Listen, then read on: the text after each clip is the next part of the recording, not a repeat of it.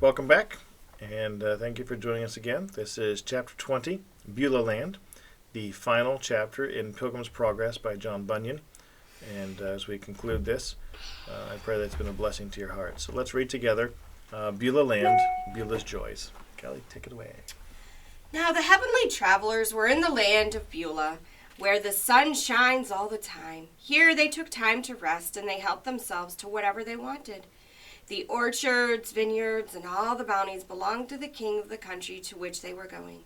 So they felt free to make use of anything that they saw and needed. Soon they were refreshed in this wonderful climate and needed no more rest or recreation. Bells were ringing, melodious trumpets were sounding from morning till evening, and these happily travelers could no longer sleep. Yet they never grew drowsy or felt the least bit weary. They were full of all energy and abundant life. The talk of those who walked the streets was, "More pilgrims have come to town." And so many went over to the river today and were let into the Golden Gate. Then a loud voice would announce, "A legion of shining ones has just arrived, by which we know that there are more pilgrims on the way who will soon be here, for angels come to wait for pilgrims and comfort them from all their sorrows." Then our pilgrims got up and walked the streets, enjoying the soothing music. And oh, how their eyes were delighted with celestial visions and their ears filled with heavenly melodies. Here everything was pleasing. There was nothing offensive to the body, mind, or spirit. Only the water of the river over which they were to go was a little bitter to the taste, but proved sweeter after it was down. There was so much talk of high the river seemed for some when they crossed over, and how low for others. They said that in manner it had been almost dry for some, but for others it was overflowing its banks. They found that there was a list of names of all the noble pilgrims of old times, and a record kept of all their famous deeds. In this place it was the practice of the children to go into the gardens and gather flowers and present them to the pilgrims with tender affection, and the gardens produced all kinds of spices and perfumes to fill their rooms with fragrances and to embalm their bodies when they went over the river. Now, while they waited here for their good hour, there was a rumor in the town that an important message had come from the celestial city for one Christiana, the wife of Christian the Pilgrim. So inquiry was made for her, and the house was found where she lived, and the message was presented to her in a letter which read, "Greetings, good lady. I bring you tidings from the king. The master calls for you, and he will expect you to stand in his presence, clothed in immortality, within 10 days." When the messenger had read this letter to her, he gave her a token that he was a true messenger, come to bid her to make haste and to prepare to leave. The token was an arrow sharpened with love, slipped gently into her heart, which by degrees wrought so effectively that the appointed time she was ready to go.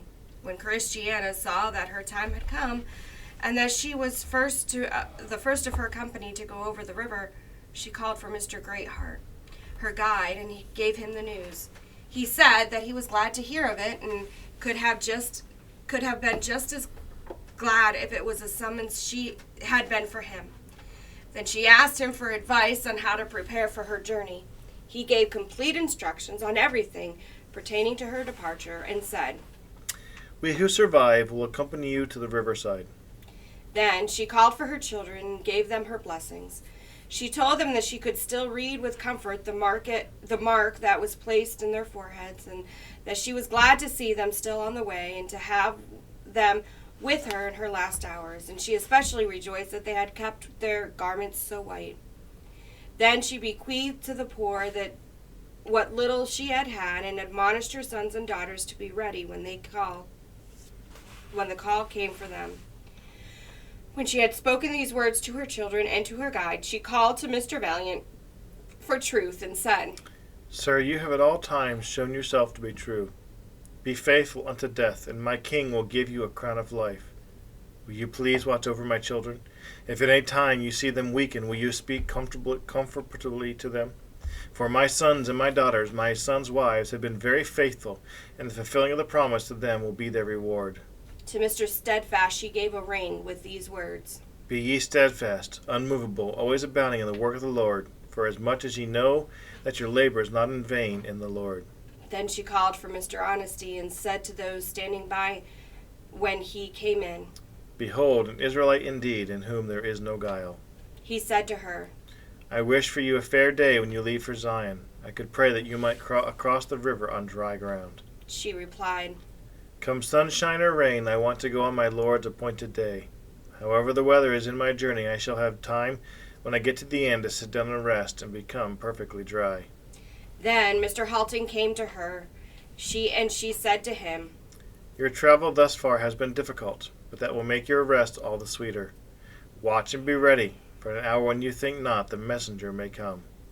After him came in Mr. Despondency and his daughter Fearful, to whom she said, You ought, with thankfulness, to forever remember your deliverance from doubting counsel in the hands of giant Despair. Because of the great favor you are here today in heaven's borderland. Be watchful and dismiss all fear. Be sober and hope to the end. Then she said to Mr. Weak, You were delivered from the cruel hands of robber Slaygood, that you might see the king in peace and live in the light of heaven forever. I only advise you to turn before God sends for you, for your aptness to fear and your readiness to doubt his goodness, lest you be ashamed when you stand before him. Now the day drew on that Christiana must be on her way, and the road was full of people to see her embark on this mysterious river. Now there came a vision of the other shore, and the whole congregation could see that all the banks beyond the river were crowded with horses and chariots and great conquerors that had come down from above to accompany Christiana to the city gate.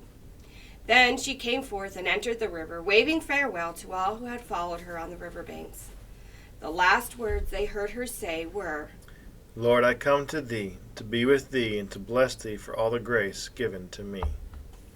Her children and friends, feeling so lonely now that she was gone, though glad within that she was free from the toils of the road and had gone to be with her king and her husband in the home far better than earth could afford, turned away from the river weeping.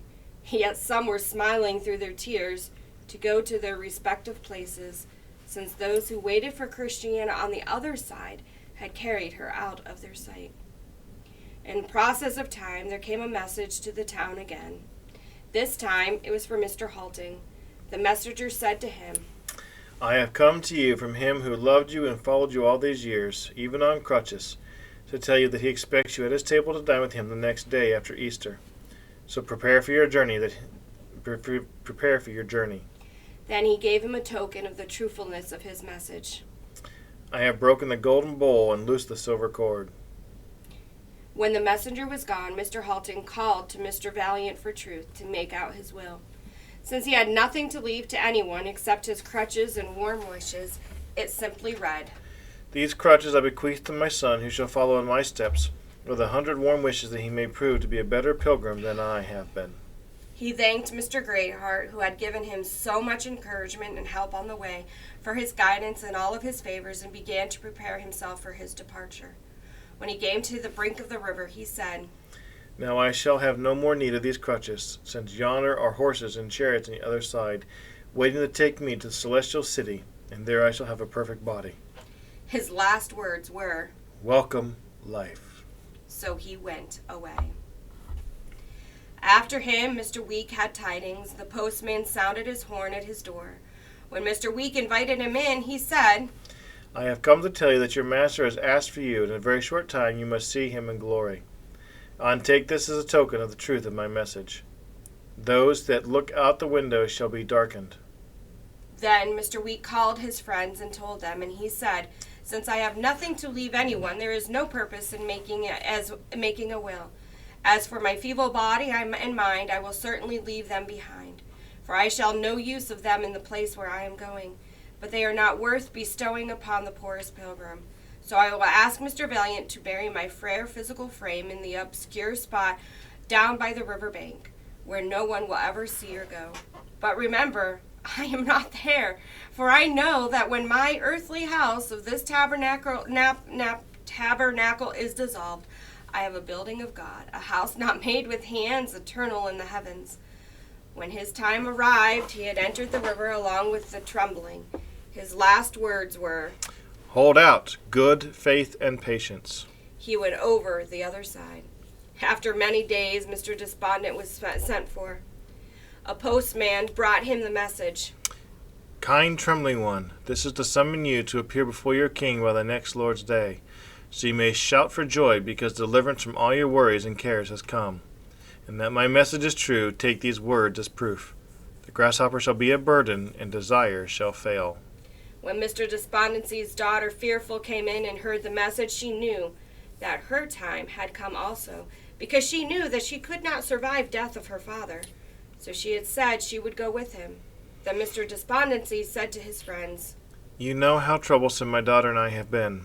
My will and my daughter's is that our despondency and slavish fears be not received by anyone from the day of our departure forever. For I know that after my death they will offer themselves to others. For to tell you the truth, they are ghosts which we entertained when we first became pilgrims, and we could never afterwards shake them. I am sure they will walk without seeking lodging with other pilgrims. But to all who read or hear this message we say, shut the door against them, and never let them in. When the time had come for them to go, they went to the brink of the river. The last words of Mr. Despondency were, Farewell, dreary night. Welcome, precious day. His daughter went through the river singing, but no one could understand what she had said. It had come to pass, after Mr. Despondency and his daughter had gone, that there came a postman to town who inquired of Mr. Honesty. He found that the house where he had lived and handed him the note. You are commanded after 7 days to present yourself before the Lord in his Father's house.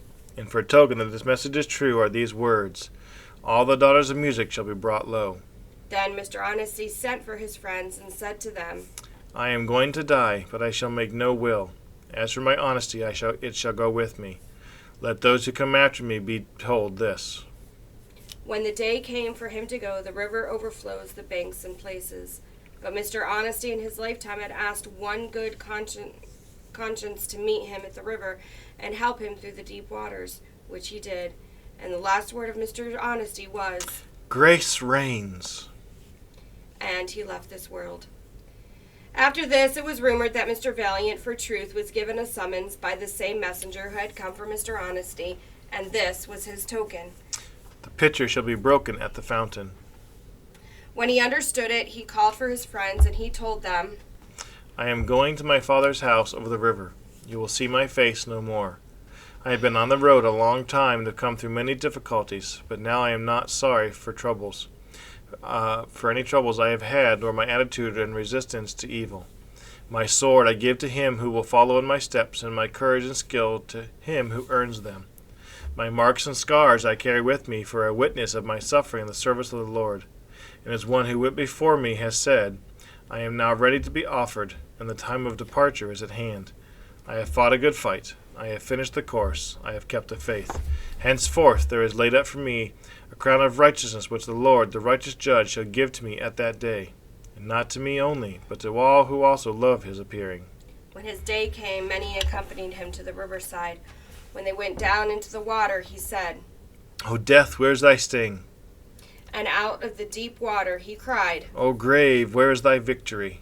As he was nearing the other side, they heard him say, Thanks be to God, which give us the victory through our Lord Jesus Christ. So he passed over, and all the trumpets sounded for him on the other side. Finally, there came a message for Mr. Standfast, the man found upon his knees in the enchanted ground, which said that he must prepare for a change of life, that his master was not willing that he should live so far from him any longer. The messenger put Mr. Steadfast into a deep meditation. You do not need to doubt the truth of the message, Said the postmaster. for here is the token. The wheel is broken at the cistern. Then Mr. Steadfast sent for Mr. Greatheart and said, Mr. Greatheart, it was not my good fortune to be in your company very long in the days of my pilgrimage, but you have been very helpful to me since the time I met you, and I want you to know that I appreciate a true and reliable guide. When I came from home, I left behind a wife and 5 small children. Let me retreat you at your turn, for I assume you will return to your master's house, that you may be conductor to more pilgrims, that you send to my family my very best wishes, and tell them what has happened to me in the way of my safe arrival here, and of the blessed life I have gone to enjoy. Tell them also of Christian and Christiana his wife, and how she and her children followed in the path of her husband, what a happy ending she had, and where she has gone. I have nothing to give my family except my love, my prayers, and my tears. Tell them I hope someday they too may experience this salvation." When Mr. Steadfast had thus set things in order, and the time had come for him to depart, he also went down to the river. There was a great calm on the river at that time. So Mr. Steadfast went into the water, stood a while, and talked to his companions gathered by the shore. "This river," he said, "has been a terror to many. Yes, and the thoughts of it have also frightened me. But now I stand easy. My feet are fixed upon that which the priest stood, who bore the ark of the covenant when Israel went over the Jordan. The waters indeed are the palate bitter, and the body cold. Yet the thought of what I am going to do and of the convoy that awaits me on this side lies like a glowing coal on my heart. I see myself now at the end of my journey, and my toilsome days are over. I am going to see the head that was crowned with the thorns and the face that was spit upon for me. I have been living by hearsay and faith, but now I am going where I shall live by sight, and I shall be with him in whose company I delight. I have loved to hear him spoken of, and wherever I could see his footprints in the sand of time, there I delighted to walk. His name has been precious to me, precious treasure, sweeter than all perfumes.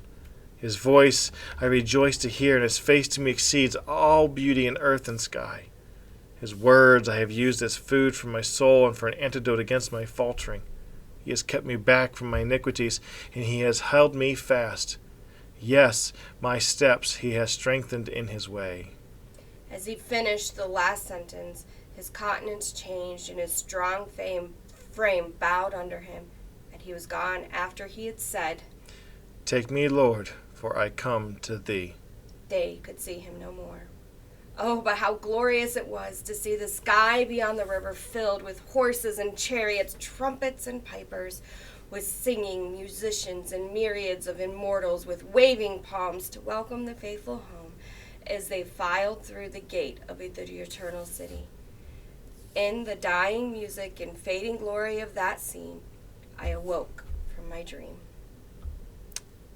And that brings us to the conclusion of Pilgrim's Progress. Thank you for joining us on this journey and for being a part of it with us. Videos are here. Anytime you want to come back and re-listen to them, we encourage you to do so, and be sure to share them. Thanks for being with us and being part of this journey. God bless. God bless. Thank you.